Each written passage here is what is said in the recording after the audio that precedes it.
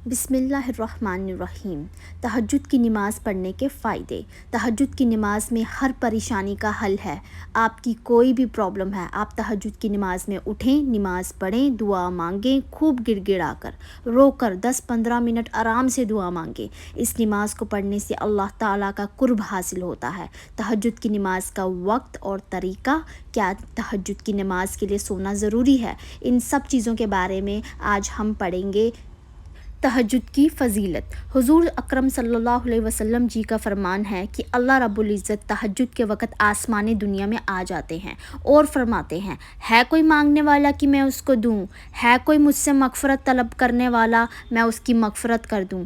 قرآن مجید میں ہے، جو بھی تہجد پڑھنے والا ہے وہ جنت کے باغوں میں ہوگا۔ حضور صلی اللہ علیہ وسلم جی کا ارشاد ہے، جو شخص اللہ تعالیٰ کا قرب حاصل کرنا چاہتا ہے وہ رات کے آخری حصے میں تہجد کی نماز کو پڑھے۔ تہجد کی نماز کس طرح پڑھی جاتی ہے؟ جیسے باقی نمازیں پڑھی جاتی ہیں، سیم ویسے ہی تہجد کی نماز بھی پڑھی جاتی ہے۔ جیسے آپ فجر پڑھتے ہو، ظہر پڑھتے ہو، سیم ایسے۔ اس نماز کی کم سے کم 2 رکعتیں ہیں اور زیادہ سے زیادہ 12 رکعتیں۔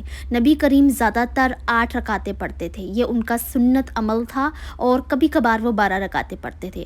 آپ 2 کر کے بھی پڑھ سکتے ہیں، اور اگر آپ کو 8 پڑھنی ہے تو آپ اکٹھے نیت بھی باندھ سکتے ہیں۔ جیسے نیت کرتا یا کرتی ہوں میں 8 رکعت نماز تہجد نفل واسطے اللہ تعالیٰ کے منہ میرا خانہ کعبہ شریف کی طرف، اللہ اکبر۔ ایسے ہی سیم آپ 12 رکعت کا بھی اکٹھے پڑھ سکتے ہو۔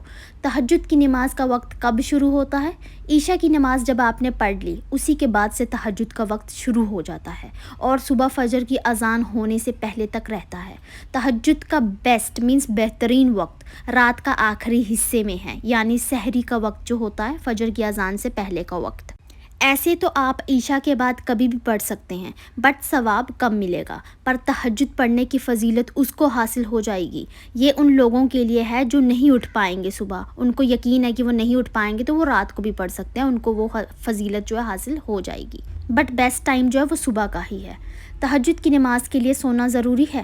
بہتر ہے کہ انسان پہلے سو جائے اور رات کے آخری حصے میں اٹھے اور تہجد کی نماز پڑھے، یہ بیسٹ ہے۔ لیکن ایک بندے کو پتہ ہے کہ میں سو جاؤں گا، پھر میرا اٹھنا ناممکن ہے، میں تو فجر کی نماز کے آخری وقت میں اٹھ پاتا ہوں، تو اس کو یقین ہے کہ نہیں اٹھ پائے گا وہ، تو اس کے لیے بہتر ہے کہ وہ عشاء کی نماز کے بعد کچھ 2 4 6 جتنا اس کا من ہے رکعت تہجد کی نماز کی نیت سے پڑھ کر سو جائے۔ ویتر سے پہلے، ویتر مینس جو ہم عشاء کی نماز میں ویتر پڑھتے ہیں، اس سے پہلے آپ کو 2 یا 4 یا 6 جو جتنے بھی رکعت تہجد کی نیت سے پڑھنے ہیں وہ آپ پڑھ سکتے ہیں۔ جزاک اللہ خیر۔